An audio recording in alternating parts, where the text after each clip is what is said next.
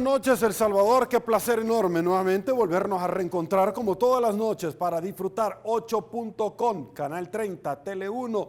Esta noche estaremos haciendo un recuento del primer año de gestión del presidente Nayib Bukele en temas económicos y también, por supuesto, de cara a las actividades y las relaciones internacionales que hasta este momento se ha podido tener en el andamiaje internacional con diferentes países. De eso vamos a estar conversando adelante. Nos estará acompañando vía Skype el ex embajador de El Salvador en Washington, ex viceministro de Economía y negociador internacional, el licenciado René León. Antes, permítame, saludo a Mr. Donald porque nos presenta el siguiente resumen a continuación. Este martes nos acompañaron los asambleístas del partido FMLN, Gustavo Acosta y Anabel Belloso. Ambos profundizaron sobre lo que se ha dado dentro de la Asamblea Legislativa con respecto a la aprobación de una normativa que le da todas las herramientas al Ejecutivo para la crisis que está viviendo nuestro país. Se logró la aprobación de una ley especial transitoria de emergencia para la atención del COVID-19 y además que ya incorpora un elemento que es necesario proyectar, porque todos los países de la región del mundo han iniciado procesos de reincorporación a sus actividades de manera ordenada, planificada, y es lo que nosotros estábamos exigiendo y desde las últimas semanas también tratando de contribuir desde la Asamblea. Se llega al final a una aprobación el día sábado, pero conocimos el día domingo que esa ley que se aprobó, que es el decreto 648, no había sido recibido en el Ejecutivo, en la Asamblea, por parte de la Presidencia de la República, que dentro del proceso de formación de leyes a quien le corresponde revisar lo que la Asamblea aprueba y sobre eso sancionar, es decir, firmar y mandar a publicar para que entre en vigencia, si tiene observaciones hacerlo o vetar. A pesar de que había una mesa instalada trabajando artículo por artículo, el presidente de Casa Presidencial y desde sus redes sociales se encargó de torpedear la negociación, de torpedear el acuerdo, ofendiendo, atacando a la Asamblea Legislativa, pasó de llamarnos asesinos, pasó de llamarnos ladrones y una gran cantidad de epítetos tratando de que nos levantáramos de la mesa. Al parecer el presidente desde el inicio no estaba interesado en que hubiera una ley consensada. Y al final, cuando se consensa la ley con sus delegados, él los desautoriza y se termina aprobando una ley que supuestamente no tenía el aval o no tiene el aval del Ejecutivo y el presidente, sin siquiera leerla, adelanta que la iba a vetar. También hablamos de los recursos económicos que han sido utilizados en esta emergencia y la poca transparencia que el gobierno ha tenido en este primer año. El Ejecutivo ha tenido más de 3.000 millones que puede tener a disposición para la emergencia, de los cuales ha reportado gastos, si nos vamos desde enero hasta la fecha, alrededor de 1.800, incluyendo lo que ya gastó con la emergencia. No puede él venir a decir o querer argumentar su falta de voluntad de rendir cuentas y transparencia diciendo que la Asamblea no tiene por qué exigirle este tipo de información. Si al final es desde la Asamblea Legislativa también que se van autorizando o aprobando las diferentes asignaciones o reformas. El argumento del presidente de la República es que la Corte de Cuentas los va a fiscalizar porque es el ente rector o que ellos han contratado a las ICIES para que les hagan la auditoría.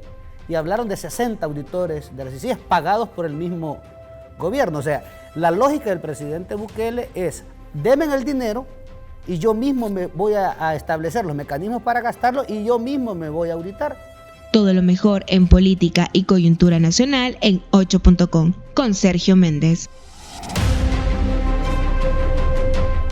Y arrancamos, señores, presentándoles un resumen de 3 videos de lo que en determinado momento se puede asignar de las diferentes actividades y valoraciones en temas económicos del primer año de gestión, el balance de la administración del presidente Nayib Bukele, en temas institucionales, en temas de combate a la seguridad, el tema económico, por supuesto, también en el grado de endeudamiento que hoy por hoy se tiene en nuestro país. Arrancamos con el primero. La mayor parte de los recursos para la emergencia de COVID-19 hasta el 30 de abril pasado se administraron a través del Fondo de Protección Civil, Prevención y Mitigación de Desastres, FOPROMID. Este fondo pertenece al Ministerio de Hacienda y se creó en 2005 a través de una ley específica. El FOPROMID tiene asignados $4 millones cada año, pero este 2020, ante la pandemia de COVID-19, el Ministerio de Hacienda incrementó su presupuesto a 568.1 millones, de los cuales ya se utilizaron 513.8 millones. ¿De dónde se obtuvieron estos recursos? 45.3 millones vinieron de un préstamo de la Agencia de Cooperación Internacional de Japón, JICA, aprobado desde 2017 y que se incorporó al presupuesto de Hacienda en abril de este año mediante un decreto legislativo. 68.5 millones provinieron de transferencias del Fondo General realizadas internamente por el Ministerio de Hacienda. 400 millones de dólares provinieron de la colocación de letras del Tesoro, o letes, que son instrumentos de deuda con vencimiento menor a un año. La Asamblea autorizó al gobierno la emisión de estos letes para reforzar el presupuesto general del Estado. Ahora, ¿cómo se ha administrado este dinero? La ley del FOPROMID autoriza que el gobierno transfiera recursos de ese fondo hacia otras carteras sin necesidad de la autorización de la Asamblea Legislativa. Hasta ahora, la distribución del dinero ha sido la siguiente. $50,000 fueron trasladados al Ministerio de Ambiente y Recursos Naturales.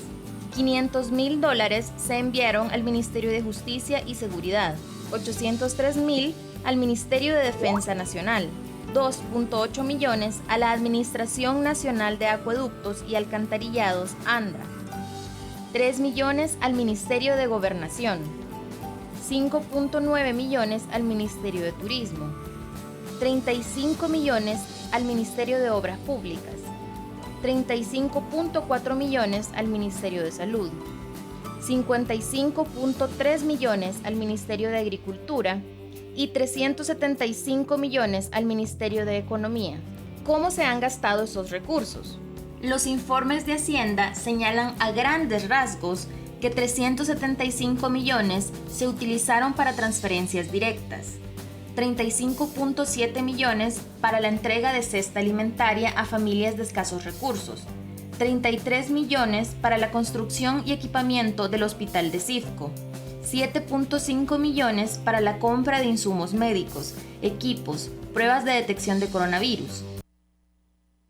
Ahora, en este primer video lo que se establece puntualmente son los ingresos que ha estado teniendo el Ejecutivo para echar mano de cara a la pandemia, y también el pasado fin de semana se le autorizaron de un préstamo ya adquirido dentro del andamiaje internacional más de 390 millones de dólares de cara precisamente a esta tormenta de la cual ha pasado en nuestro país y que ha dejado más de 900 familias afectadas según el recuento o estimación que ha hecho el Ejecutivo hasta este momento. También se habló de institucionalidad. A continuación se lo presentamos. 5.7 millones se utilizaron para centros de contención y 2 millones para hoteles que sirvieron como centros de cuarentena.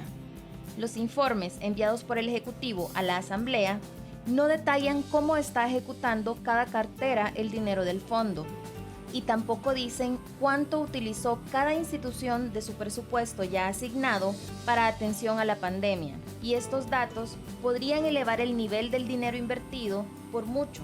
El Ministerio de Agricultura, por ejemplo, solo recibió del FOPROMID 55.3 millones de dólares.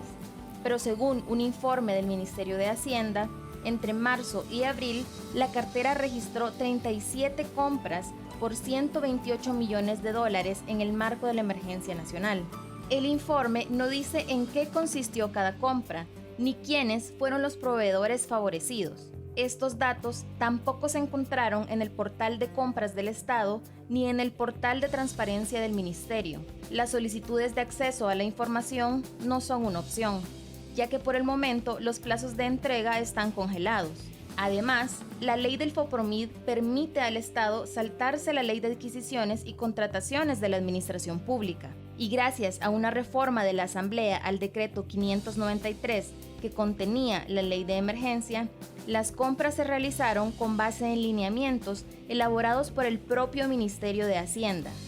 Estos no son los únicos vacíos que dejan los informes del Ministerio de Hacienda sobre la ejecución de fondos destinados a la emergencia de COVID-19. El informe también detalla que la presidencia gastó $2.2 millones por la emergencia, mientras que el Ministerio de Educación ejecutó bajo ese mismo concepto $189,000.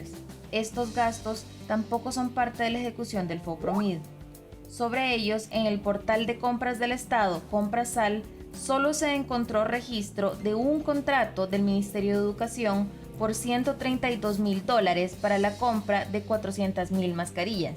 Los lineamientos específicos implementados para realizar compras públicas durante la emergencia flexibilizan el proceso, pero obligan a transparentar el uso de recursos en Comprasal.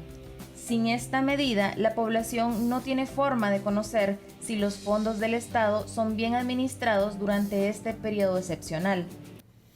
Desde la Asamblea Legislativa le han estado proporcionando todos los instrumentos legales, como nos dicen los diputados en el siguiente video, para que el Ejecutivo pueda echar mano y afrontar una crisis financiera, una crisis institucional y una crisis de seguridad. Esto fue lo que nos dijeron desde la Asamblea Legislativa, se lo compartimos. El diputado Rodolfo Parker, miembro de la Comisión de Hacienda del Legislativo, explica las dificultades que incluso la Asamblea tiene para obtener información detallada sobre la ejecución del presupuesto en la emergencia. En un momento le dijimos al gobierno, al presidente de la República, presidente, que necesita el país un informe en cuanto a cómo se hicieron cuáles fueron los criterios de selección y de distribución de aquellos $300 de transferencias económicas directas. Y un detalle sobre eso, nos mandaron una paginita y media con un galimatías, pero sin responder absolutamente nada. Focos encontró contradicciones entre los informes que el Ejecutivo envió a los diputados hasta la fecha. Por ejemplo, mientras el Ministerio de Defensa reportó compras de emergencia por $556,000, el Ministerio de Hacienda excluyó este dato en el informe de compras de todo el órgano ejecutivo. Consultado en una conferencia de prensa sobre la escasa rendición de cuentas a la Asamblea Legislativa, el presidente dijo lo siguiente. Pero la Asamblea Legislativa no es la que fiscaliza al Ejecutivo. La que fiscaliza las cuentas del Ejecutivo es la Corte de Cuentas, que es un poder independiente del órgano ejecutivo y es un poder independiente de la Asamblea Legislativa. Sin embargo, la misma Corte de Cuentas señaló en un informe legislativo que tuvo dificultades para obtener información durante la primera etapa de auditoría.